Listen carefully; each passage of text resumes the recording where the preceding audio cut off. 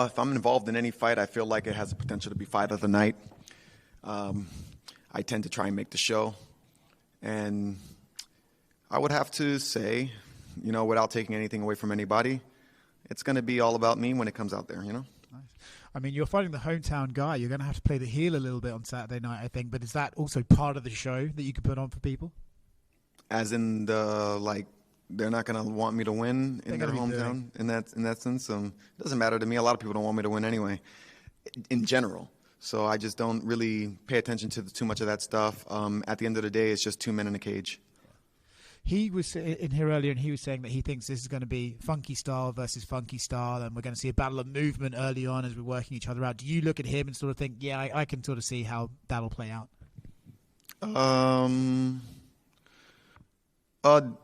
Definitely, I would have to agree to a certain degree. Yeah, we're both very rangy. We like to fight on the outside, so it's going to be a battle of wits when it comes into trying closing the distance and making something happen. You mentioned just then that when you're involved, the show's on, right? Is that a position you take pride in, right? That knowing that fans can see your name on the fight card and know, like, hey, if I watch this guy fight, I'm going to be entertained. I'm going to leave happy. Well, it's not a position of pride that I take. It's factual. Like, I just know the way that I do things. I love what I do. And when I do it, I try to do it without anything holding me back. I do it with no fear. As much as no fear as possible, or I don't let the fear affect me as I'm doing it. So therefore, I'm able to perform as open-heartedly as possible. And I know that that's what people really desire, even though they don't know it. A lot of people, fans, I should say, want to think, I want to see knockouts. I want to see just brutality, but it's not true. You want to see style and grace. Would you consider it a bit of like artistry, right? You're a bit of an artist when you get in there, do you feel like? Well, I believe we are all artists, and no matter what we do.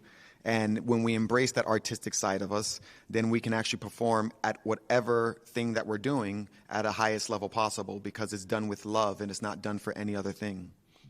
I know that sometimes you don't really love talking about fighting, so I wanted to ask you a couple of questions outside of this. You recently went to London. Yes. How did you find it? It was beautiful. I liked it. A lot of cool old historical buildings and stuff. I love to see the castles. It was generally a fun trip. We got to see the Harry Potter studios. Yeah. That was fun. So I definitely want to go back there again. I didn't feel like I spent enough time in London because we only went there for Polaris, so we had like about maybe 2 days free. But other than that, I want to see, Ireland. I want to see the rest of England. I want to see Spain, Portugal. I haven't made my Europe trip yet. I still have in my mind. Do you feel like you'd love to try and fight in those places, become like a fighter of the world and get to fight abroad, maybe even in Manchester or something like that? Oh, definitely. That would be great to have some more international fights in other places. So far, I've been to Japan twice, been to China twice, and I've been to Singapore twice. So I fought in the Orient a lot, but it would be definitely cool to fight, in England. Thank you. I just got one for you, brother. Do you ever go back and watch some of the old pre-UFC backyard fight videos? Do you ever go back and watch those? Like mine or? Yeah, like yours. Yeah, because I'm looking at one and it's got 450,000 views from back in the day.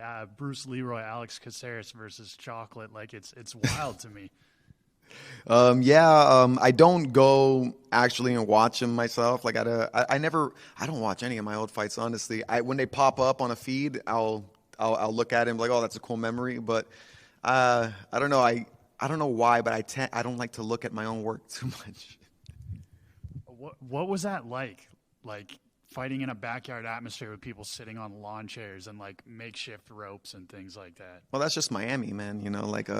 Before I was doing that, I used to have I was fresh out of high school, so I think I was 18, moving on to. I just turned 18, so I was trying to go professional in mixed martial arts because I have already been training since I was 16.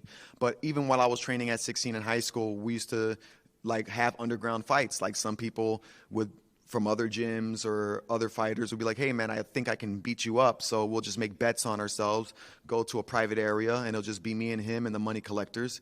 And then we'll just fight each other. So this was thing that was going on all the time. And that's when I actually did the backyard fights, I got introduced to that by Levo Martinez, who used to do a lot of the backyard fights with Kimbo and Georgie Masvidal. They invited me out there. to represent them, because in those days, those fights were kind of like not bragging right fights, but like having control over what area in the section of wherever you lived in. So they wanted me to represent them because we used to spar a lot, and they're like, oh man, you do really good out here. So yeah, it's just a Miami thing, you know, it's a right over here. So Sean said that he didn't have anybody like you in his camp, and he definitely knows that you didn't have anybody like him in your camp. Is there any truth to that?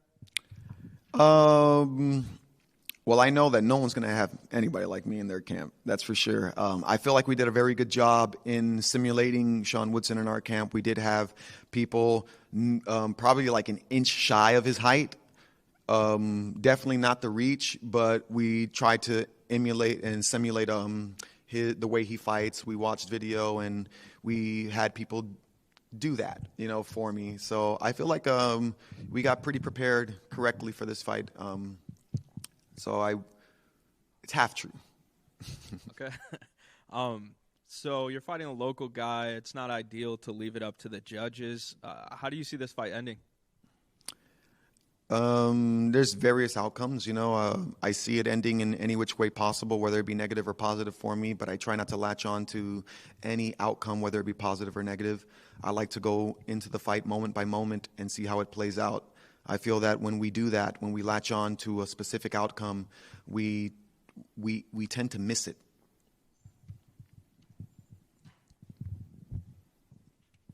Right here. So MMA is a sport that requires a lot of discipline. Obviously, it requires a ton of dedication. And a lot of fighters, you know, they dedicate their entire lives to it. They spend almost every waking minute thinking about it and training and all that stuff. What are some things that you like to do outside of fighting that kind of help you take your mind off of it? Like hiking, I like gardening a lot, playing music, playing video games, cooking. I like to do just life in general, you know. To me, it doesn't consume my life, to be honest with you. When I'm training, I'm focused, nothing gets in the way. When I have fight coming up, of course, I'm very disciplined about it.